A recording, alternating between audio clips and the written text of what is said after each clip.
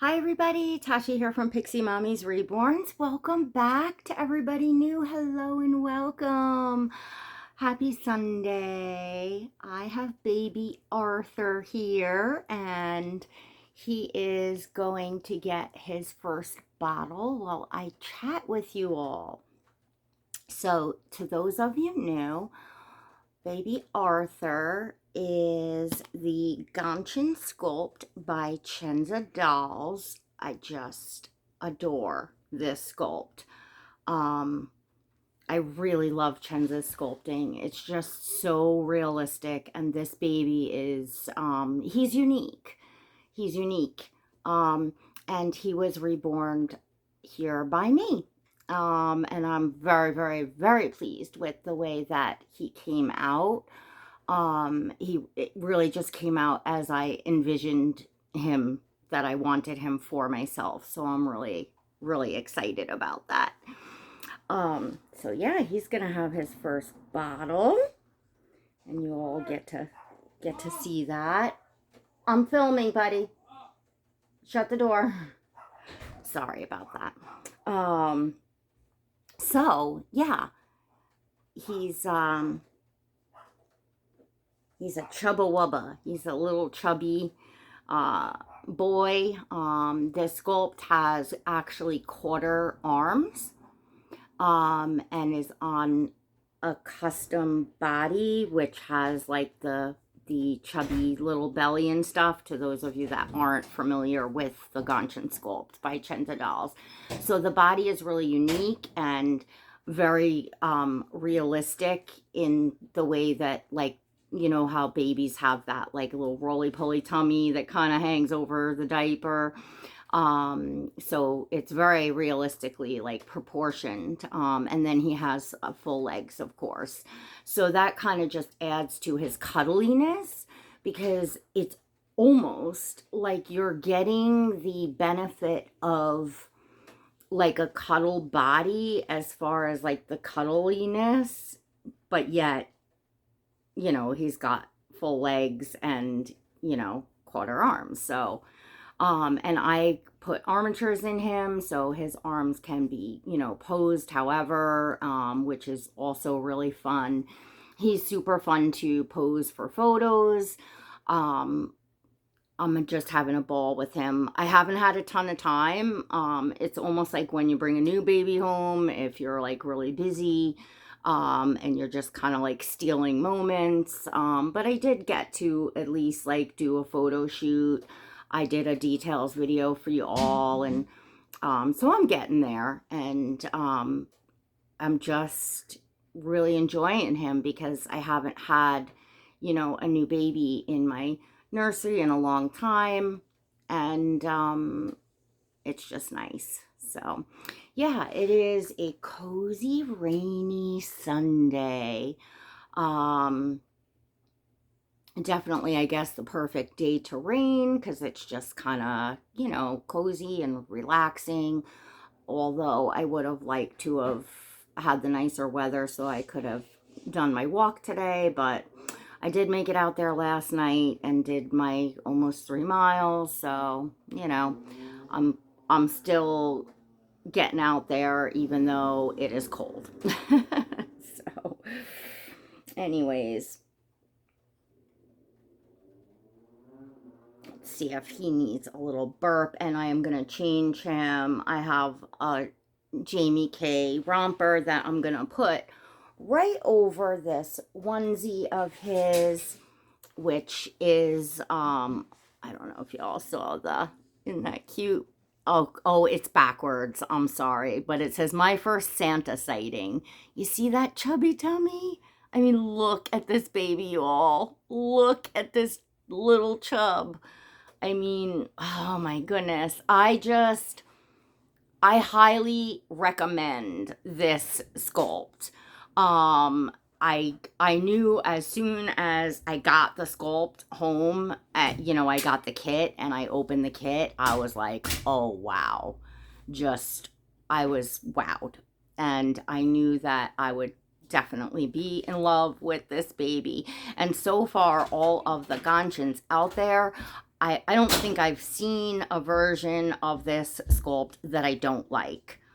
You know, when you're starting with such a detailed, realistic sculpt, it's it's helpful, you know, when you know it's harder when you got a sculpt that maybe isn't as detailed, isn't as realistic looking, that the artist really has to, you know, just do a whole lot of, you know, stuff to make the baby even look realistic, no less, you know, kind of how somebody would want it. So I like to start with sculpts that I love. Like for me, so this is like a good, you know, tip about like picking kits. If you're picking a kit to either paint yourself or have an artist do a custom, make sure that you love the sculpt. Make sure you love the kit in its blank form. If that blank kit looks like really adorable and really appealing to you, then it's much more likely that you're going to love the baby finished. Because sometimes we'll look at like the prototypes that come out of different dolls, and you know, we see like what the sculpt could look like when done by, you know, particular artists, which are usually, you know, highly skilled, you know, artists, prototype artists. But then we don't necessarily, you know, we aren't necessarily paying, you know, a prototype artist to, you know, do a custom. So you have to look at that artist's skill level and capability. You can't like look at what the sculpt could look like and expect, you know, something to come out of another artist's hands that, you know, came out of a prototype artist. You have to be realistic in, you know, like when you send a picture to your artist and say, you know, I'd like the baby to look something like this, you know, this color hair, this color eyes. Remember that you have to, on a whole, look at, you know, all of the photos of that particular artist's work to, you know, get a feel for their style, their like their capabilities, what they're capable of. You know, if they root a certain way, if they paint a certain way, you need to take all of that into account. I think that I've seen it happen more times than I could possibly count. I've seen it happen a lot where collectors are unhappy with their customs because they had unrealistic expectations of what that baby was going to look like based upon, you know, example, you know, photos or, you know, how the sculpt was done by, you know, other artists or prototype artists. So remember to, you know, bear in mind that some of it is if you're good at like, you know, selecting your artists, and, you know, kind of have a wide variety of, you know, who you could select from as far as your budget. If you have, you know, an eye for and know what your taste is and style painting and stuff, then that's great. But not everybody is like, you know, a lot of y'all are working on a budget. Sometimes it's, you know, a low budget. I mean, I don't know that there is really necessarily a low budget as far as reborn dolls. You know, they're all fairly expensive. If you look at just what the blank kits and the materials alone, you know, cost. But anyways, you know, some of it is you get what you pay for. So you have to look at that and you have to take that into consideration. I don't mean that like in like a rude way at all. It's like trying to be like helpful in, like, put it this way. I'm into tattoos, right? I really enjoy getting tattooed. Um, I have tattoos by many different tattoo artists. I actually have some credit with one of my local artists up here that I did some barter and yeah, barter with a few years ago, and I have quite a bit of money in credit towards tattoos from this one artist. Now, she's a woman. She has a particular style of, in her artwork and in her tattoos. So there's certain things that I wouldn't pick for her to do, because I'm going to pick things out of what I see her skill level to be like really great at. You know, every artist has their strong points, their weak points, some more than others, but um, I have a specific artist where if I wanted something black and white or a portrait, for instance, like, to me, he is like the best at portraits. And that particular artist I would go to for a portrait.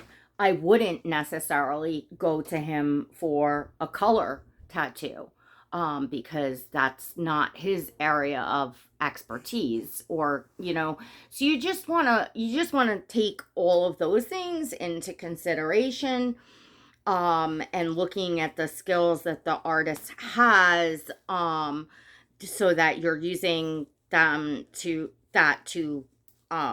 your advantage. Like some artists, they do like really realistic looking, uh like details. I call them bells and whistles, but details like, like scratches and milk bumps and things like that. Other artists, you might look and say, well, I'm better off not having that, because it doesn't look so real. That artist isn't able to, for whatever the reason, kind of achieve that looking very realistic. So what's the point in just having it there if it's going to take away from the realism of the baby? I hope I'm like making sense. Like there's one thing I say with eyebrows.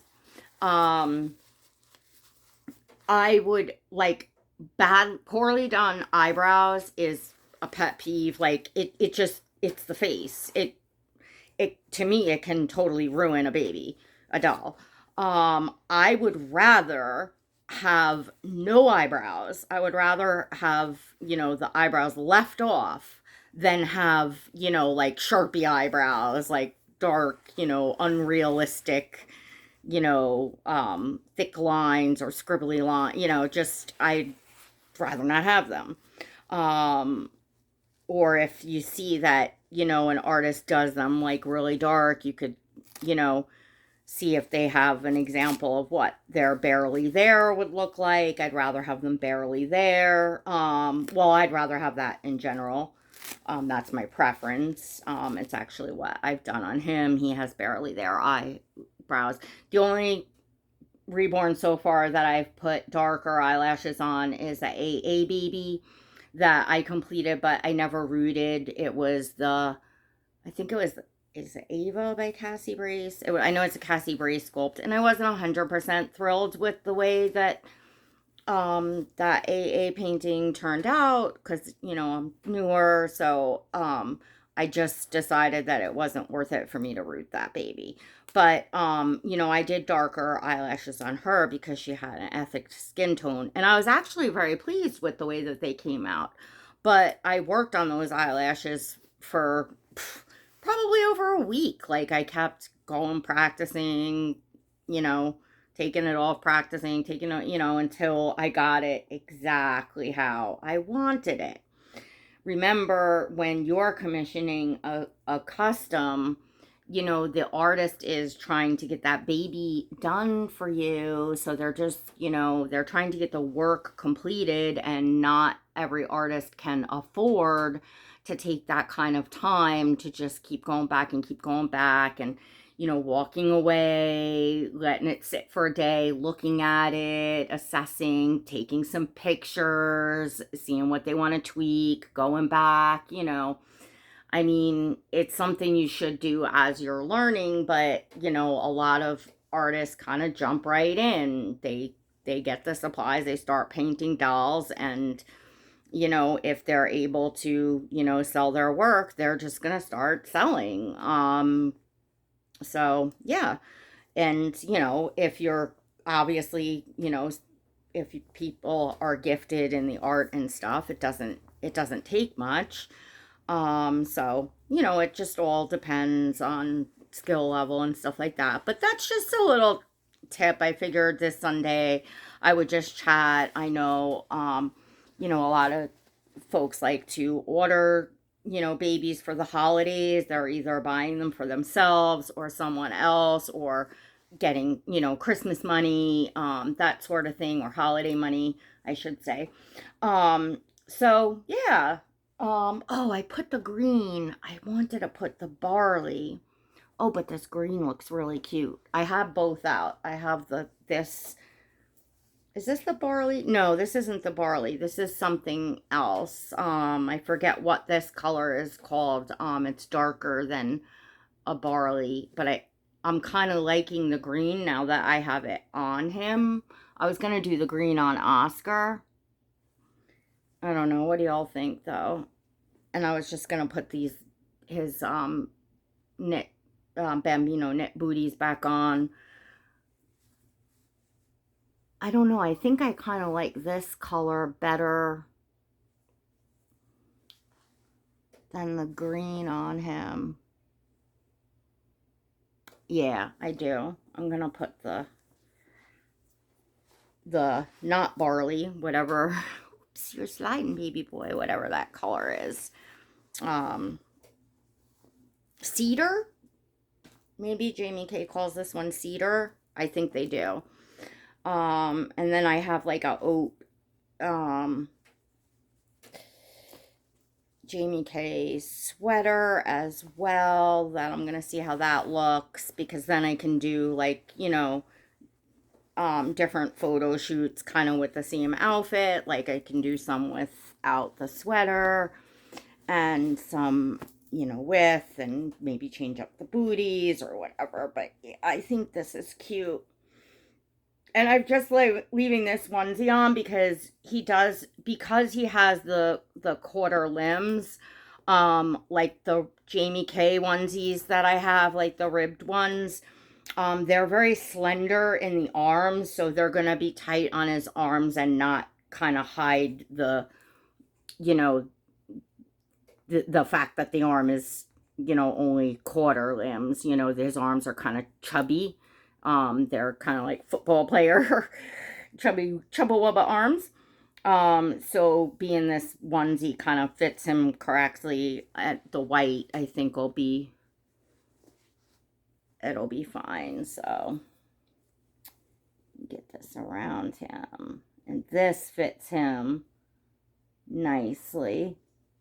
I knew it would because he's about the same size as the conjoined twins, Gianna and Julia. And these play suits by Jamie K always fit them really nice.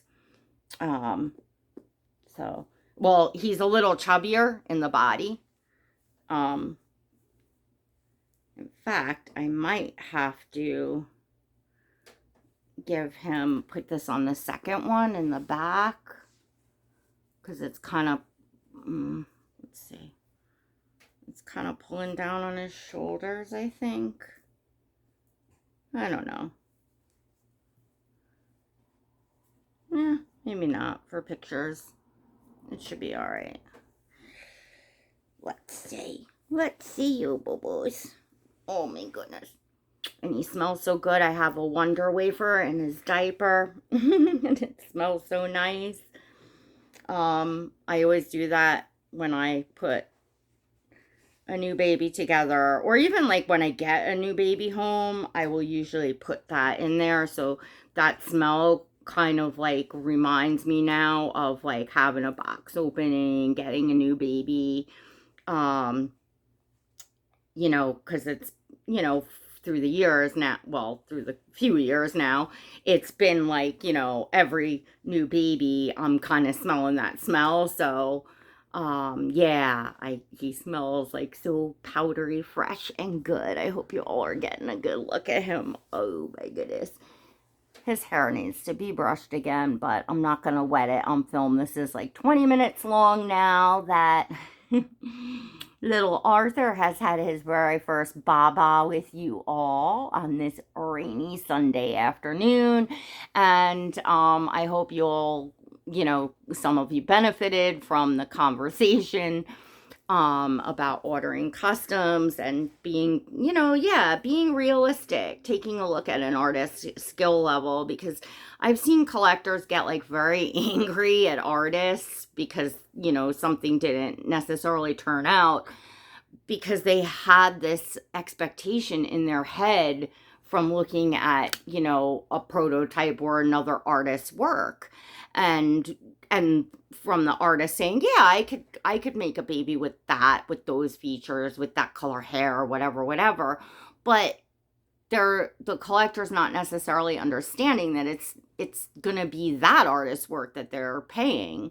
If you want, you know, a specific doll, you know, then you're better off going to that artist that made the doll that you're looking at if you want it to look in that style painting and rooting or that level of realism or whatever. Then you gotta go to, you know, the art, see if the artist that painted it could do another one.